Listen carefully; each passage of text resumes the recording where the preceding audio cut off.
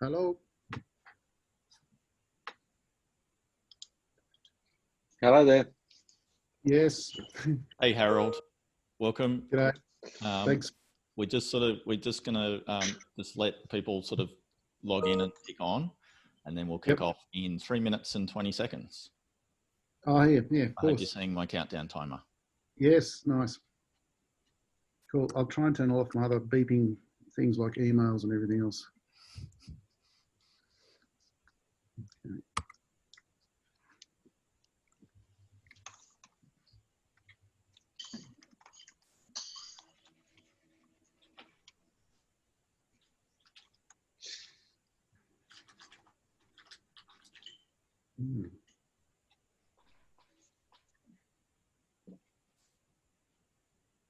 It's always intriguing to see what ads people get served. Saxo Markets. It shows what you've been looking at. It does it. What you've been targeted with. It thinks I'm a Forex trader. Yeah. I mean, not that I'm into pornography, but I should wonder that if people, I've never really wanted to try that, but, whether you do some things that are sort of a bit, and you end up getting served ads for products. I wouldn't know. So just for those people who are logging on, if you click on a show grid video, you should be able to see like a whole grid of all the other people who are part of this. I'll just tell everyone in a second, but this is sort of a bit of an experiment that we're trying to see each other and feel like we're all part of something rather than just the webinar where you just sit and listen. We'll see how that goes. Mm-hmm. Just give another minute for people to log in.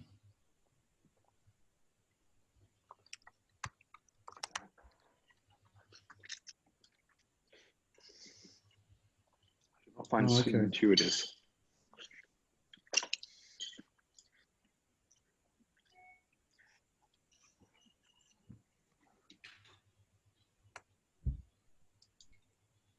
Okay, so this group chat is just for the people on this call, is that right? Yes, in the chat function, where you see the chat function, and the default is talk to everyone, that is everyone, and you can chat specifically to someone if you want to, but I think we'll try and make it to everyone. Yep. If that makes sense. Okay. And it's text chat, and Irene will be monitoring that and helping us to respond. So, and you feel free to look at it too, Harold. Yep. Is that the chat window here? Chat. In your Zoom, you'll see a little option that says chat. Yep. Okay, yep, cool. Just click on that and it'll open a little thing you can see. Okay. Okay.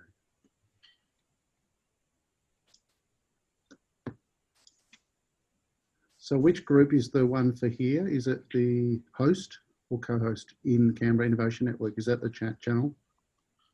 No, talk to everyone. Oh, everyone, okay. Everyone's all the participants. You don't want to talk privately to me. That's boring.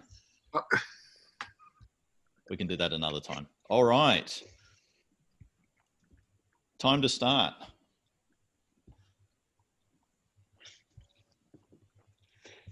Welcome, everyone. I'm seeing lots and lots of friendly faces. And I hope you're seeing each other. If you click on speaker view or a grid view, you'll see lots of different people. Welcome, everyone. I'll go back, share my screen and start some content.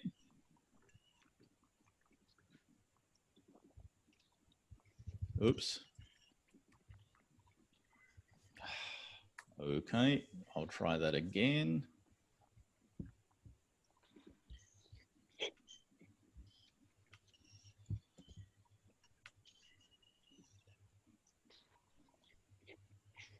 All right, welcome everyone.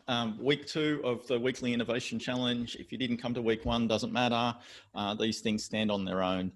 Today we're going to talk about cash flow in an uncertain world, We'll have a bit of a discussion. We're going to do a couple of fun things. I hope you find it's an hour well spent. So just quickly to introduce us. My name's Craig Davis. I run the growth programs here at the Canberra Innovation Network. Irene, you can probably see her and she'll be engaging with you on the chat. Peter Adamek, do you want to say hello, Peter? Or Irene? Good afternoon, everyone, and welcome to the second weekly innovation challenge. And guest for our weekly chat this week will be Harold Dimple, who's a local entrepreneur and founder of a company called Rocket Remit. Hi, Harold. Hello, everyone. Hello, everyone. Well, we'll hear from Harold a little bit more in a few minutes. So just for those who haven't seen it before, just reminding you what our ambition is with the weekly innovation challenge. And it's to do stuff. It's to show you some new methods, ideas, to do something practical, to share a bit of experience, and hopefully also feel like we're part of a community.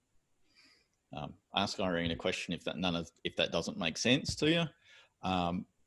In our virtual environment, and we're trying to get good at this. It's still a work in progress. We will try and move pretty fast. We're going to cram quite a lot into 1 hour. At times that might feel rushed, but we know you're busy. If you have any difficulties with technology, let us know. Ask questions in the text chat, preferably, and get involved. Now today, instead of using the Zoom webinar function, we're using the meeting format. So that's why you can see each other, and I hope you'll find that fun and engaging. We'll see how it goes. We're sort of in experiment mode here, same as you probably are in many ways. If you can see the gallery view, you can see other people. You can find ways you can hopefully see the slides I'm sharing, and open up the chat window if you want to see the questions and comments people are making in chat. All good?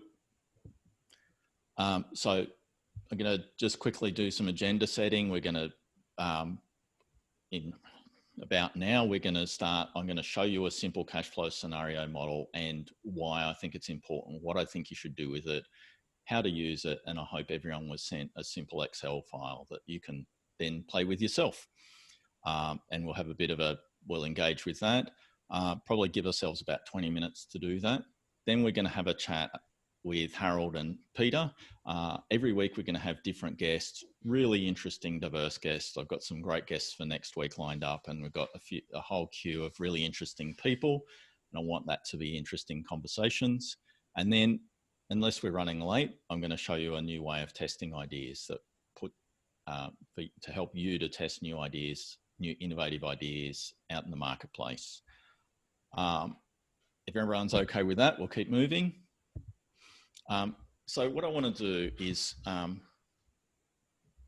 think we're in uncertain times. I think we all know that, but I want to just think of some really key questions, and I hope these are questions that are already on your mind. And the first one I want you to think about is runway. I guess many of you know what we mean by the term runway, but I'll just sort of say it out loud anyway. Runway is the time between now and when your money runs out.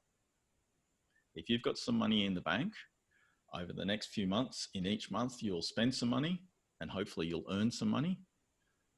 If you spend more than you earn, then your bank balance will go down, and at a certain point, you'll run out of money. That's the end of your runway. It's like a plane taking off. It either takes off before the end of the runway or it crashes into the end of the runway. This is not good. It's really useful to understand where you're at with that. Now, if you've got no money and no revenue, then you're just in survival mode and, just survive. But what we're after is to think, what is my runway? What is my opportunity? And a lot of entrepreneurs at the moment are asking me, how long should my runway be?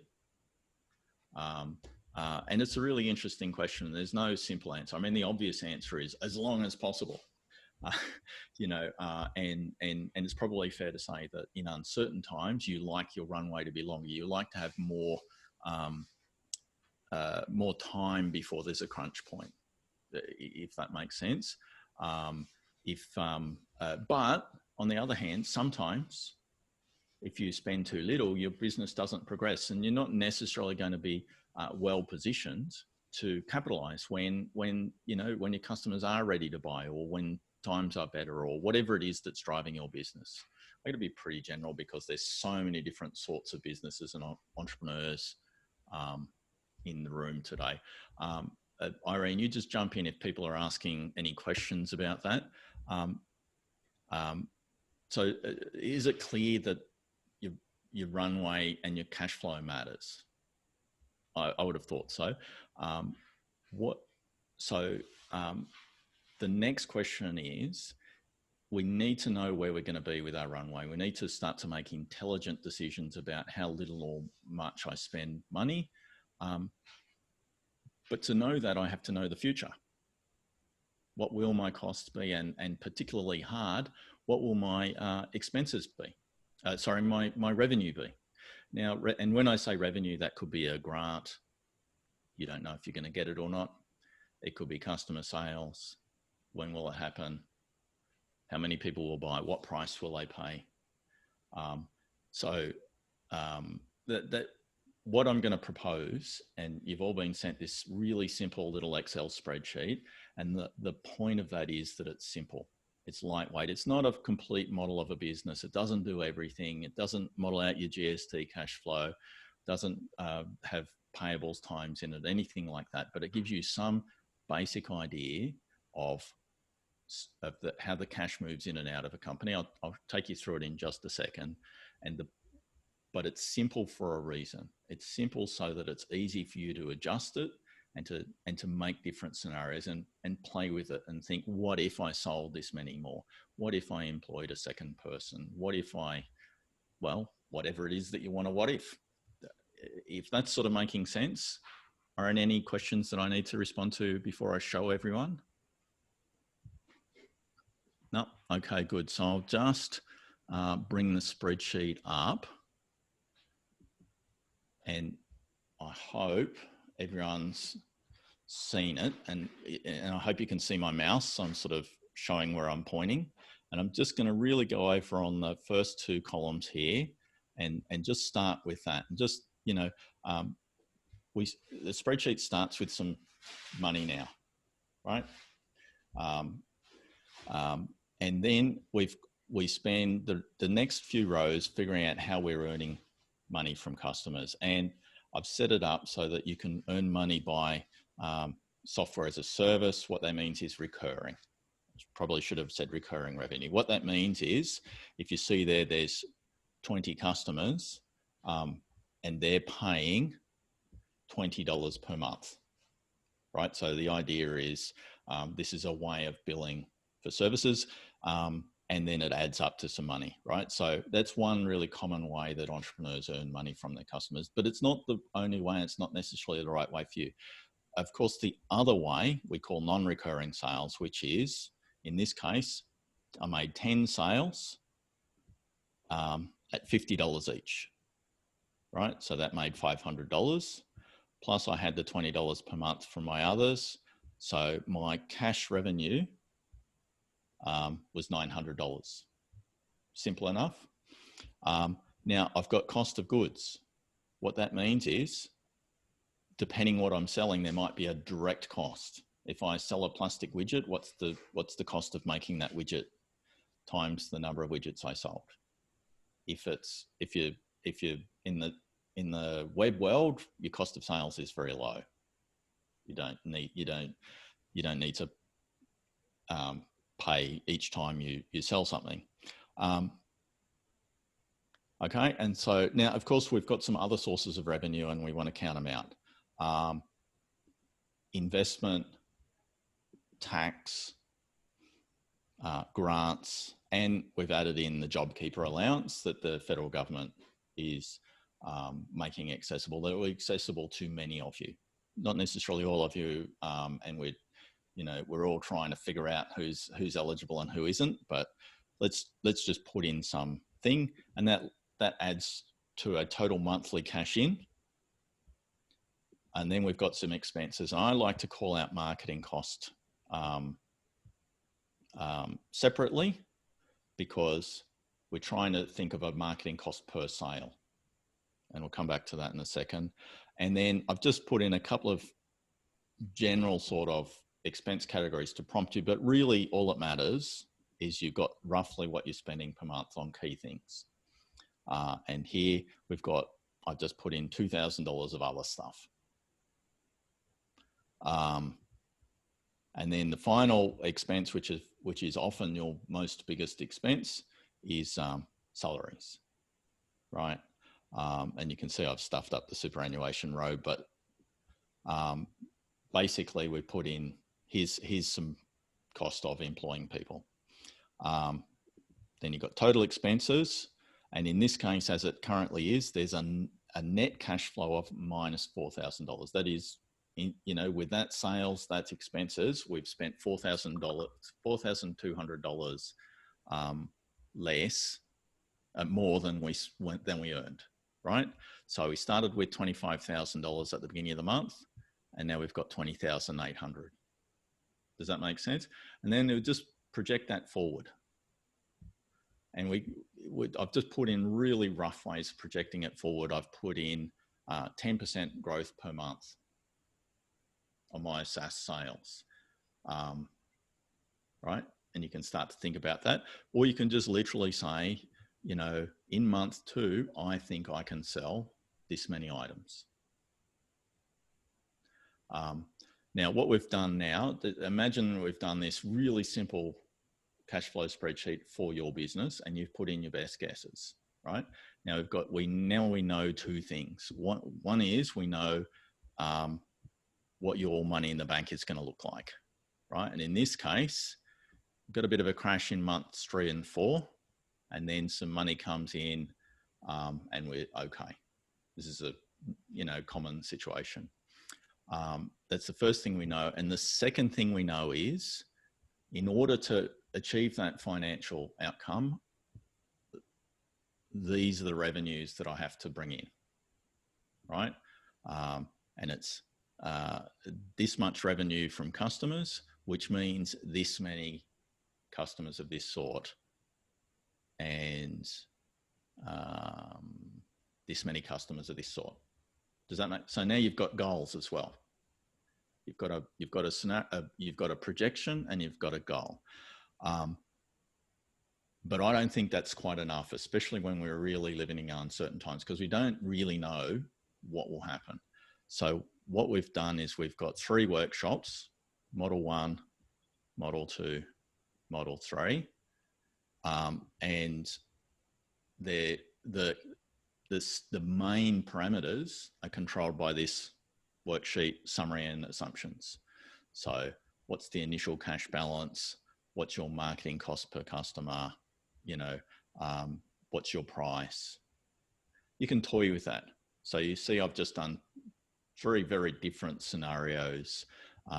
One where the sales are growing slower, and the revenue is lower, and at the end of 12 months, it looks really bad, minus $60,000 in the bank, right? Another scenario where I'm growing sales quicker and charging more, and at the end of the year looks really good, right? Now, I've just sort of made them quite extreme scenarios, but here is the point where you're playing with it, going,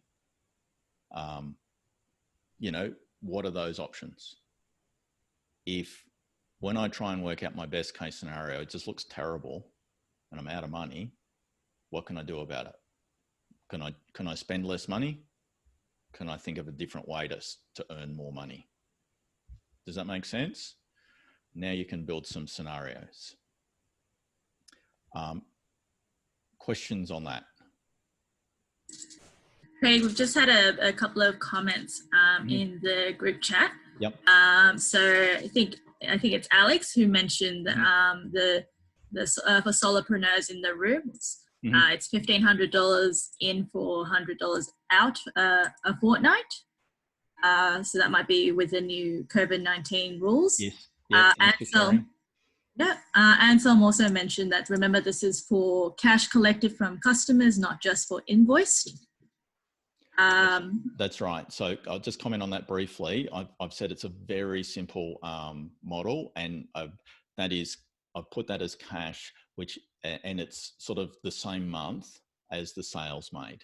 Now, sometimes that's how it works. You know, somebody signs up to an online service, puts in their credit card details, you got the money very soon. Other times, and a lot of us are selling to other businesses, where you send an invoice and you're lucky if you're paid next month. If you wish, you can relatively easily adjust this model to take that into account and put some cash delays in. I've just tried to keep it really simple to give the basic idea, and probably for your first efforts, just put in when you think the cash will arrive. So put a sale in month 3 if you think you'll be paid in month 3, even if you actually, got that customer to agree in month 1, if that makes sense. Right. Can I add something? Sure, please. So I would like to bring your attention to the pricing. So you can see in the model, you can get better result if you reduce costs. That's typically what you do in a crisis situation. You look where you can cut costs. But the other one that people often forget is pricing. So I think you have a double price there, or even 5 times bigger. So going back to last weekly challenge, when we talked about new ideas, I think it's all about how can I increase the price and what my offering should look like so that the price can be 5 times bigger. So if you're thinking of your product, you're thinking of your solution, if you were to charge 5 times more or even 10 times more, it would give you a different way to think about the value you need to create for the customer, and that could lead to new thinking about the pivot. If you have a hardware product, maybe the crisis is a time to not sell the product itself, but sell copies of way to use it, or something that can be digitally delivered, so that also your unit costs go down. So playing with the pricing is an important exercise that you need to do in addition to cutting your costs, which all of you probably do now because we do it. Yeah, totally. Thanks for that, Peter. And I think this is why it's really good to have a really simple model. And I want you to really think of very different scenarios and really explore, what if I did something that was very different? What would I be able to charge? What would it cost me to do? What are those opportunities? Can I just quickly come back? I sort of just looked at Alex's comment for solopreneurs. If you are on the books as an employee, albeit a part-time, low-paid employee, that may mean that you qualify for the full $1,500 job keeper allowance. I think, and I'm not an expert, and we need to get experts involved in that discussion. That's for employees, and founders can be employees.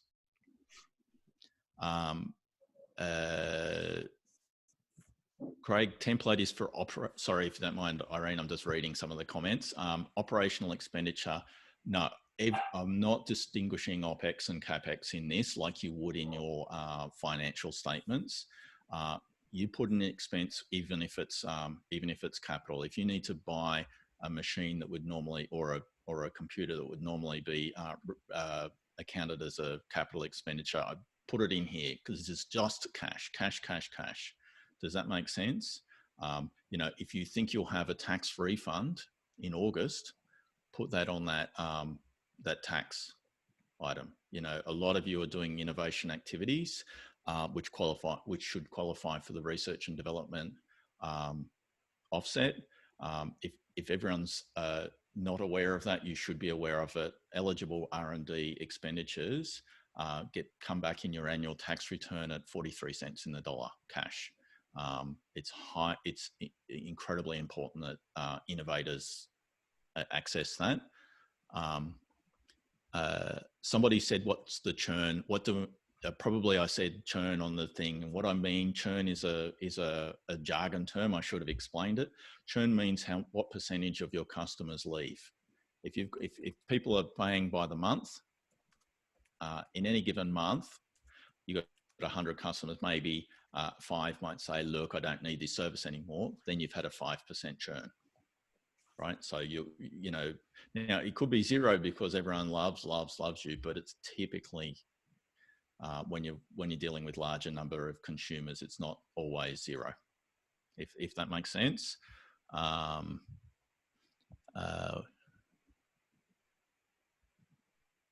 long can you go into negative cash flow before you're considered insolvent?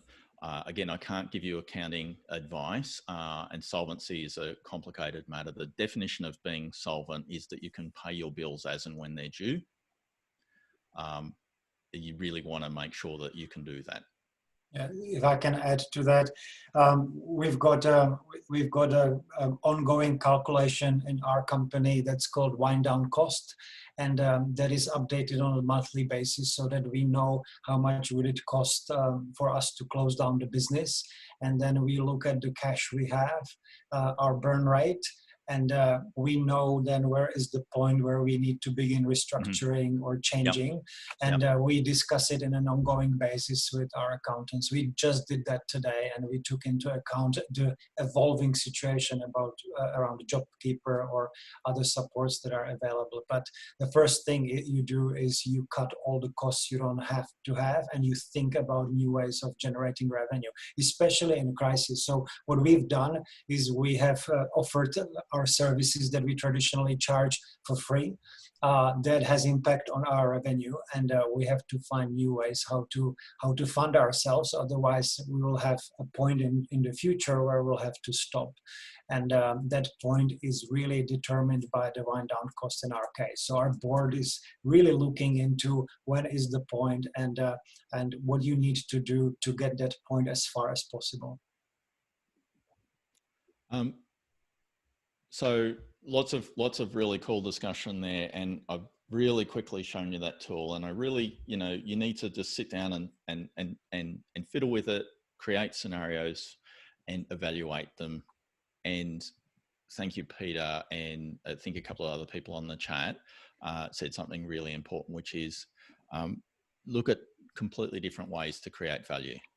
That was David Edwards. Oh, David. Yeah. Hey, David from America. Hey, going. Fantastic. What's it, about 2 o'clock in the morning, mate? Nah, it's 11:30. I've got a couple more hours left. All right.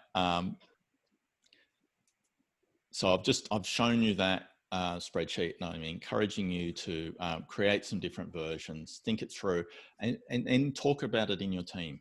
Talk about it with other founders. Show it to people. I think it's really important that this is then the start of a conversation like we're having here, and a bit of it we can have in this format, but you know, there's sort of too many people to really do it properly. So find people you trust who you can show and say, well, I think I could do this. What does that make sense?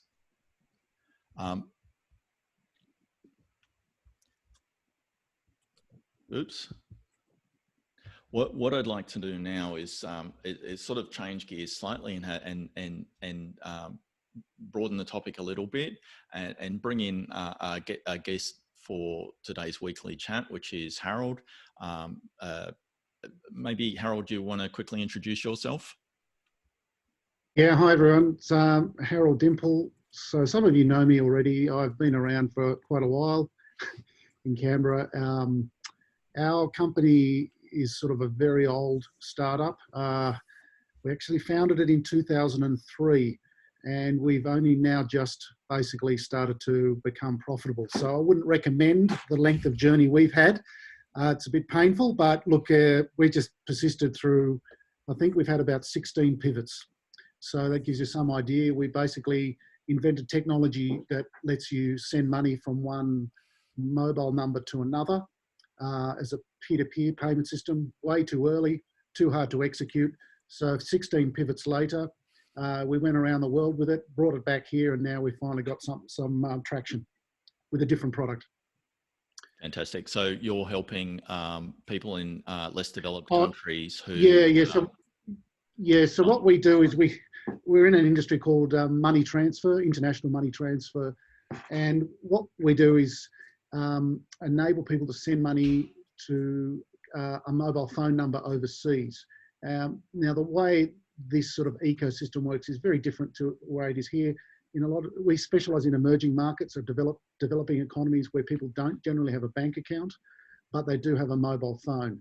And in these countries, the mobile phone operator acts also as a licensed sort of bank, pseudo bank, and they allow you the phone infrastructure also supports a bank account effectively. It's not called a bank account, it's called mobile money. And that was our original IP, the mobile money concept, where you can transfer money from one phone to another.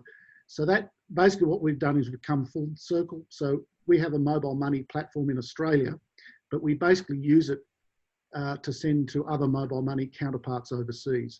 And it's quite technically complicated to do it. There's a lot of regulation, a lot of security around it, as you can imagine. But thanks to a lot of help from Sebring, we've managed to really turn our company around. So, and it's very exciting times for us.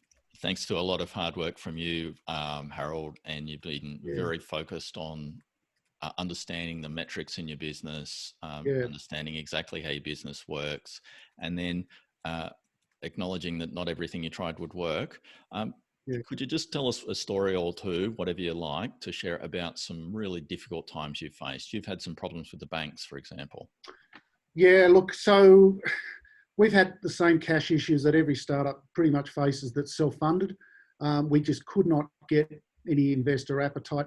Look, take that as a way of working out a way to sort of pivot, all right? If someone's not interested in your idea, then have a look at it. Either that forces you to get a path to revenue through some other means, but keep going. And we did. We were lucky. I had some other income and I just kept going, and I had a fantastic team that prepared to keep going until we were successful, basically.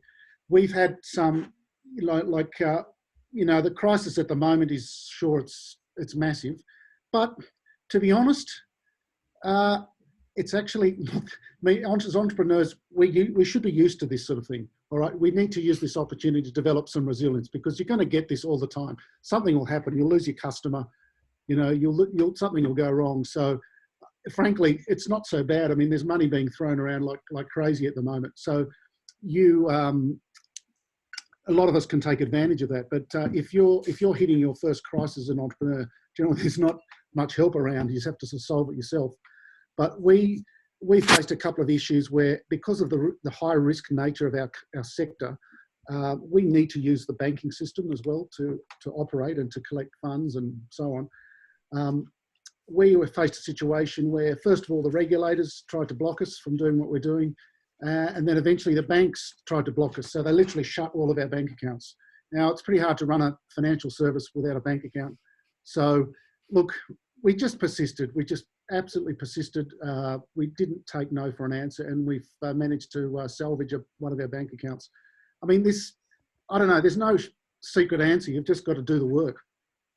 So, you just had some, like I say, you wake up one morning and the bank account doesn't work, and got a little letter from the bank saying, too bad, so sad. You get a letter saying, don't ever contact us again.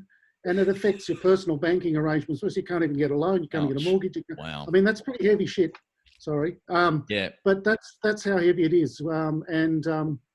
Anyway, so we got through that. That was probably our worst thing. And you didn't say, oh my God, we're done. You did all the steps you could think of, got in there. Was there any other, apart from it's tough, any other tips that you'd like to share? Yeah, well, look, at that time, and look, we had to sort of confront the collapse of our company and our whole idea. Now, what we did is we just brainstormed for all sorts of ideas, and we even looked at alternative business models. And this is where the pivots come in. So we, in fact, created a standby business model for another product using cryptocurrencies and things. So we knew how those things worked, and we had connections with services and things. So we basically stood up a little business as a pilot while this was going on. It actually still runs. We don't generate a lot of revenue through it, but it was the fact that we were willing to do that, to have a standby business, just to find a solution. All right, and you also had another business that you were, less innovative business, and you were able to sort of keep the lights on. Basically, yeah. So I run on a small service business, so that's been basically keeping the runway going, and that meant we could take extreme risks with cash flow. All right. So talk about runway running out and so on. I mean, we run on directors' guarantees and directors' loans and so on. So we it's high risk. You've got to make sure you aren't insolvent, and it's a difficult area for startups because you want to get good accountants around you, and good lawyers and good people that advise you well. But at the end of the day, it's the entrepreneur creating. If you cease to create, if you stop creating, then of course it will die. Yep. I mean, we just never stop creating. I think I just want to sort of echo one of the things you said. The fact that you sort of had another side business, or and other entrepreneurs sometimes have a part-time job or some other form of employment, and balancing your risks by having those other activities is can be the right choice. Now, there's a time to go all in. Right? There's a time to go all in, but it's not always. And I just want people to just always question all of those assumptions. Don't think there's one right way to do it. Does that make sense? Well, I also think it depends a lot on your personal circumstances. So, I mean, I've known a lot of colleagues that haven't been able to take the risks because they have family commitments or whatever, or mortgages or so on. I mean, I'm a bit older, right? So it depends on what money you've got behind you and so on. But look, I'm a risk taker, so that's just my nature, and I will find a solution. All right. Yeah. And that's not everyone's comfortable with that. We've had people walk away. We've had people leave our team. They weren't comfortable with that. And when you hit a crisis, it's a sign of character. Who's going to stay with you when everything falls apart. So please, everyone, feel free to ask some questions via the chat. If there's anything you'd like Harold to sort of talk more about or dig into, Peter, if you want to chip in. Yeah, I want to add a little bit of color to the story of Harold, because I remember Harold was basically the first client of the Kiln Incubator. And I remember, I think when you joined the incubator, we took the sort of leap of faith together. It was about a month or two later when you came and you said, they just closed my bank account. And so fighting through that period and observing how resilient you were to it was very inspirational to me and to us. And if you can see behind Harold, the way I see it, like on the right-hand side, you see this wall that is full of post-it notes on the green sheets there. Those green sheets, they are... And over there as well. So though I want to comment especially those green sheets, because if you go on strategizer.com, which is the founders of Business Model Canvas, you will find this one pager, which is basically the test sheet. So you have your hypothesis in it, and you create an experiment, then you run the experiment, and then you learn from it whether it worked or not. Until this day, and this has been now, Harold, I think you joined us in November 2015. Till this day, Harold is running these experiments. I get a notification anytime there is a new experiment running. Harold is one of the entrepreneurs who every month sends me on my phone a text message with the key metrics that we co-created back 5 years ago. He is still running a large spreadsheet of the metrics that shows exactly how many new customers are coming, what is the churn, how many are leaving, and that's what defines an entrepreneur. That's the total focus on the numbers, and adversity is all part of it. And one of the reasons why we chose you to be on this panel today is because we like that resilience as a way to actually deal with lack of cash. And I became an entrepreneur when I was very young, and I was in a company for 17 years ago, and I was an accidental entrepreneur because I was employed in a company of which I became a co-founder later, or like shareholder later, just because the founder decided to leave and go into another country and said, you guys can keep this company. And so I became a shareholder. And the way we funded growth of that company was that we delayed payments to ourselves, and we kept truth to it all the time. Even in good times, we would pay ourselves only minimum wage that was allowed back in the Czech Republic. And we used only later on, when we were certain we don't need the cash, we would pay us something. That helped us go through every single project loss of $1 million revenue that would suddenly take you out. We used the fact that us founders, we were able to basically forgo our own income to take it to the next level. The other best thing I can suggest to people is experiment on the side all the time, like Harold does, with pricing models. Because if you find a way how to sell something for a lot with minimum marginal cost, that's your way for your next pivot and for your rebirth of your company. So that's just what I would like to add to Harold's story, which is very inspirational. We're very glad to have you in the ecosystem and to see you grow 10 times, I think, since we started together. It's just amazing. Oh, you're more. Yeah. I mean, look, can I just say a few things? I mean, you probably don't remember, Peter. Originally, you invited us to join Kiln, and I said no, in my arrogance. I didn't want to. I do remember that. No. I was very happy because as an entrepreneur, I love to hear no.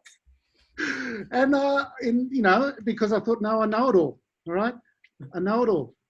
But I didn't know it all because we'd failed. Right. So, to your credit, you didn't evaluate that. You just took me through the process and let me go through it. And Craig said something about coachability, and I was very offended by that because I thought I was coachable, and obviously I wasn't. And I'll say to people, if you think you know it all, well, you don't. So listen and try and assimilate as much as you can from other people. There is absolutely no way we wouldn't be here without what we did with Kiln, right? It really set us up. If you haven't already done any of the programs, get into them, because if you cannot resist it, just have a look at it and see if it works and apply it. You've got more chance than trying to struggle through this on your own. So, I just want to add one thing to that. I don't want this to sound like a pitch for the Kiln Incubator and there's the one answer you need. I think, Harold, you'd agree, and it's certainly our philosophy, that seek diverse input from lots of different people, programs, whatever it might be, that works for you. And different things will work at different times. Different things will add more value at different times. Something will be, might be life-changing for you now and you hate it next year. It doesn't matter. Just keep with those diverse things and you're the constant in the middle. If that makes sense. Go. Yeah, just quickly, and then, look, I've been through everything. I've had other income, but not a lot, and literally the first time I paid myself was end of last year. I mean, it was unbelievable. Wow. The first time ever. And I'm the last. Everyone else gets paid first, right? So I borrowed, I've sold things. I've just made lists and lists. Every time we run out of cash, you just make a list of everything you can do. The only thing I would say is just seriously, do not ruin your credit rating. Whatever you do, don't do it, because it will bite you on the ass. It'll take 10 years to clean up, and it'll be a problem. And I've made that mistake many times using cards. I know it's very tempting to do it. Interest's pretty cheap these days, so borrowing is a lot easier than it was for me. But just don't make that mistake. But look, and the other thing I'd say is you sort of got to know where you're at. Like even if your cash position is really ugly, at least know where it's at, because from that you can then make solutions. Because you sort of got to dream a bit, right? Even though, like when Peter and Craig and we started, I mean, some of the predictions and numbers were out of reality, but we've actually got there. Because at the time you're there, you don't know how to do it. So the exercise is, well, you just go through backwards and you say, okay, if I want to be here, I have to do this now. All right, I have to do one customer a day. And over time, you end up getting a big number. So break it down into something you can confront that's realizable, and just keep doing that. Beautiful. And look, I just want to respond to a couple of chats. Robert has said, you know, if you've got some personal financial security, superannuation and home ownership, but you know that's not everyone's got that, and you know younger or older, whatever it does, you've all bringing different backgrounds into this. And firstly, I want to reiterate what Harold says: was don't put your superannuation or your house up, you know, on the line. No, struggle through, but don't absolutely overdo it. Yeah, and you know, but you just got to start from where you're at. Right. If you're a person with a young family, you've got certain restrictions. If you're an older person with some savings, you've got different strengths and weaknesses. If you're a young person, you can probably live a bit cheaper. And let's not generalize about people. There's so many different things you can bring into this financially and non-financially. And I want you to just try and start from where you're at, and then think, what can I do? Where can I take of this?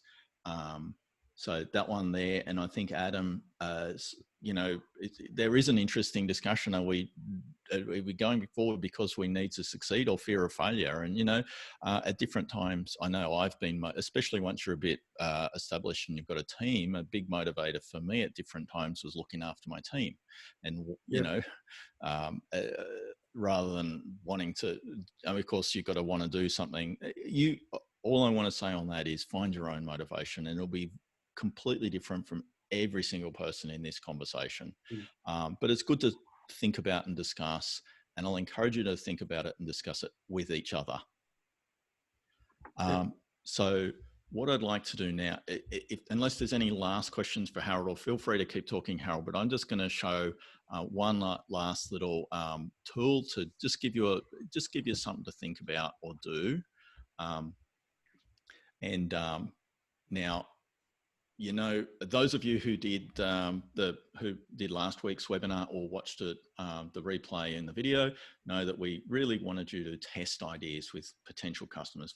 There's to bridge that gap between, I think this is a good idea, I think people would buy it, and actually test, do they really need what you've got? I think David Edwards earlier said, you know, when you're thinking about financial model, is there some new thing you could do that your customers have got to have rather than like to have? So we're looking for the must have. It's so much better to be showing somebody something that they must have than something that they like have. Can't always do it, but I just really want to show you this. The next way of testing this is to pitch your idea to a customer. To reiterate from last week, if you didn't do this, to pitch it, you sort of need to know 4 things. Who are your customers? Really, what do you think, you know, who they are as specifically as possible? Where can you find them so that we can engage with them? What do you think their problem or unmet need is? What bugs them? What do they hate? And then the last thing, is what are you going to offer them, right? Once you've thought of that and you've got those 4 elements, we're going to test it, and we're going to test it by pitching it to somebody before we've built it, before we've made it. You don't have to have something to do the pitch method.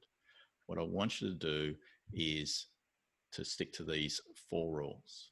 You need to find a customer and tell them what we call a resistible offer. What that means is not the irresistible offer, right? So if Harold says, you know, I can move all your money to another country, there's 0 fees, there's 0 privacy, there's problems, there's, you know, everything is perfect. In fact, I'll come around to your house and do it for you, right? This is an irresistible offer. It's too much. So what's the simple resistible thing? A pitch method has to be simple. If you tell people 100 reasons, but wait, there's more, you don't even know what they agreed with if they do like it. So it's got to be super simple. You need to ask for something. Will you buy this? Will you give me $20? Will you sign up to my beta program? Ask for something. And then the 4th rule, and it sounds strange, but people often find it the hardest thing to do, is you must then stop talking. Tell them that simple resistible offer. Find a potential customer and say, I could do this little simple thing for you. It will help you in this way. Do you think that's worth $20? They got to speak next, right? And they might go, wow, yeah, definitely want it. Well, Yeah, they might say, or "Tell me more." $20,000. Well, it could be $20,000. If you're doing business to business sales, as many of you probably are, you know, talking to a corporation, and we're going to really give them a tool that will allow 50,000 of their employees to collaborate better. Well, don't charge them $20. Maybe even 20,000 isn't enough, right? So you need to make sure you value your services as well. Does that make sense to people?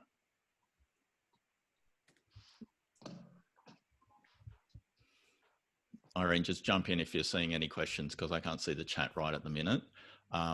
It's a simple method. If you go and, but you've got to be really careful. Oh, sorry, and I forgot to mention, because it's hidden on my screen. Do you see my puppy there? Who likes my puppy? Yeah, not if you like my puppy. Everyone likes your puppy. If you remember the puppy, don't show people a puppy and effectively you're saying, please like my puppy. This is not pitch method. We want to show people and something and really understand if they're going to do it, because there's nothing worse than everyone telling you what a great idea, Craig, but then they don't buy it later. So my challenge to you for this week is create a new idea like we did last week. Think of some idea and test it in this way, right? Show it, tell it to somebody who you think might be interested in, see what they say, and then refine it and do it again. And the more times you do it, the better. It's as simple as that. Yeah, any Craig, comments or questions? Oh yeah, Peter. Yeah, Craig, there is a request that we show the previous slide so that people can take. This one? Is it this one? Maybe you can go, I think. Also, I will, Irene will send around the pitch deck to everyone. Yeah, that's the best way. Feedback. Please feedback. I see Alex is taking a photo. We'll send Alex the slides so you can use them. Sure. I just wanted, I saw a comment that somebody mentioned that I always talk about the big dollars. I think at this stage when we are in a crisis, and for some of you I know have physical products, you have something that has to be shipped, etc., and you are stuck because people are either not buying or the logistics doesn't work that well. Think about, who in your value chain you can find who has the most money or the biggest problem. And what can you offer from your sort of pantry of IP that you have or capacity that you have? Look again at your team and do your SWOT analysis, your strengths and weaknesses, and try to sell to them a project. I'm just not saying this lightly. I don't want you to lose your IP to these big players, but use them to innovate. Use maybe the fear that they have that they might be disrupted after the COVID ends, and sort of let them employ you on a project. There can be a research project, experimentation project, whatever, and try to get a project with them, because that can bring the necessary cash, but also you will learn a lot working for that corporation, and you will understand better that value chain. So that would be my angle if I was trying to do the Craig's challenge. I would be looking at in my value chain who has the most money or the biggest problem wherever they are. Even if they are in America, I would just go after them and try to get a contract and get working on it. Can I just add, there's a sort of a surprising thing that can happen with that, which is and you should be thinking about what's valuable to a customer and what they would pay more for. And there's a really surprising thing that we do see happening, which is that customers will actually often pay more for your incomplete product. In the following way, and especially when you're selling to businesses, you might have a service that will be worth $20,000 to a business, but you can pitch to them, say, give me $100,000 and I'll give you all sorts of advice and help you to run the pilot. And you can actually charge more. It can be strange. We've seen this all the time where early customers actually pay more. They have to value it, of course. David Edwards has just said he's got more money from customers and investors, and this is a pretty successful new business. And customers are, you know, we might talk another time about finding money from investors, but at the moment, I think customers are good. Stephen, you said why do you think that is? Craig, I didn't understand which bit were you asking me about? Your observation that you might get a lot more money for an incomplete product or trial than the finished thing. Yeah, okay. Sort of, because what happens is you package services with it, if I put it like that. So you're saying to the Australian Tax Office, instead of buying this software for $20,000, hire me to give you a whole bunch of advice and the software for $80,000, and it sort of packages together.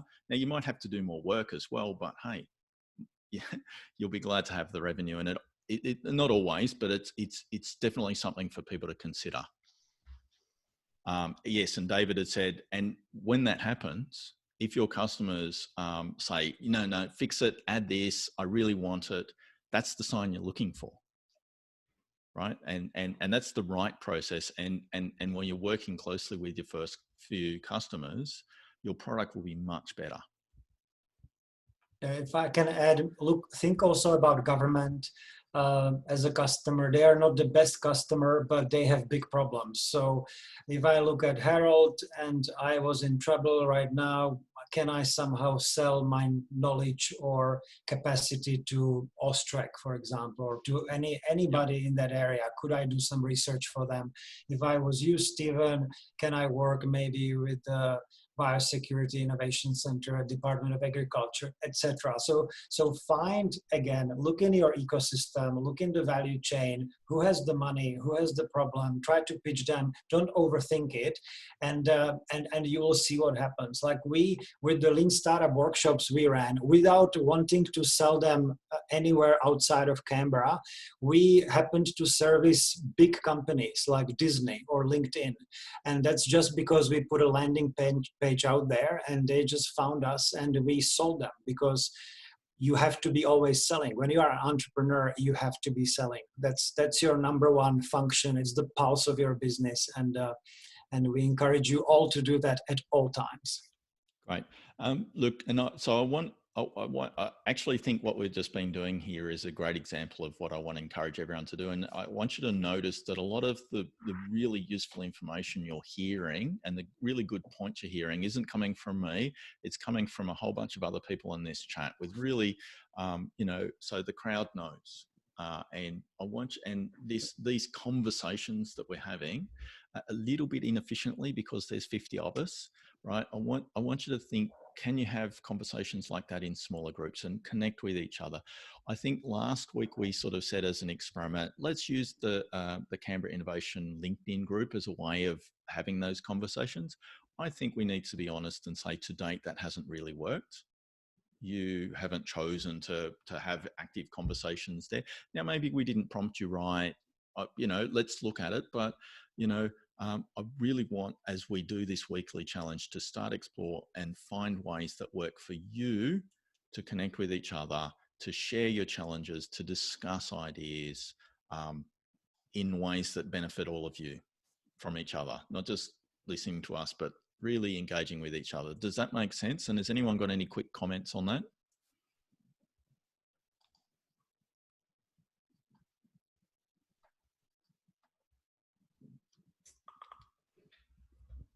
Craig, yeah, I wish we had more time. I agree, Alex. Sorry, Harold. Oh, I just wish we had more time. That's all. Well, yeah. So now, of course, we can create more time, and it's entirely fine for me to spend 2 hours doing this rather than 1 hour. But if I'm getting that drag from everyone to run it longer, but I thought 1 hour. You're all really busy, lots in your week, but with a bit of regularity. And it's a bit like what we've done in the past with First Wednesday Connect. It's a relatively small, short event, but what our objective is that then spawns more in-depth conversations, right? So it's not just a central thing, it's a distributed thing. Does that make sense?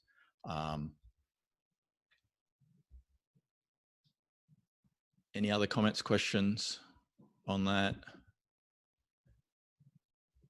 is who, you know, put up your hand if you're going to go and use and create some scenarios. Who wants to do that? Is that something that people are actually going to do? I mean, don't tell me yes if you're not going to. I have to. Yeah, totally. Scenarios. And I would like you to also think, are you going to go and put a simple resistible offer in the pitch method in front of a customer of a new idea, and just wait and see how they react? I'm seeing some thumbs up. Please do that. It's easier than you think. It's sometimes a bit scary to start that conversation, especially showing people or telling people something that's less than perfect. We're all often passionate about perfecting our ideas. Don't be afraid of that. The imperfections are on purpose in this method. The less, the better. That's where you find the thing. So very quickly, somebody said, what's resistible offer? I mean, the opposite of an irresistible offer. I mean, a limited offer, an offer with some problem or shortcoming. Just don't say it's fantastic. Say it sort of does this. Or it can be just high price, right? Because it can be very clean cut, but I will try to sell it for a high price so that people can resist to do it. And that way you are really finding market need. So of course, there is a moral judgment in it. Don't offer something for a high price to people who struggle. Right, you have to have certain barriers, but if you follow the advice going after the big and rich ones, try to offer them something that will address their need, and you find that by trying to put the price up. Great. So look, we are sort of on time, out of time, and I want to stick to our time as much as possible. Please connect to each other. Next week, we've got two really interesting guests, Suzanne Privet and Richard Hume. And they have both two of them have very different experiences trying to engage with their customers who are all very distracted by the coronavirus thing. So we're going to try and dig into that. And of course, I'll give you another customer challenge. Please go out and engage. Please do things. Thank you very much, Harold, for being our guest this week. Thank you to my team. My pleasure. And please do our feedback form that Irene will send around. We read every single feedback. We pay attention to it. We know we're far from perfect yet. Please refer your friends. If you find this valuable, get them involved too. If that's okay, I think we'll sign off. Thank you, Craig, Peter, and Irene. Thanks again. Thank you, everyone. Thanks, everyone. Bye. Bye.